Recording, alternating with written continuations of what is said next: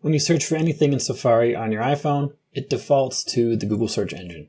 So if I tap on the address bar, which could be on the bottom on your screen, and we search for something like flying machine, for example, the results come up as Google search. We can change that to other search engines. In this video, we're going to change it to Yahoo. So let's go into the settings. On the main settings page, scroll down to the very bottom, tap on apps, tap on the S on the right hand side to get down to the S section. You can scroll down to here as well, then tap on Safari.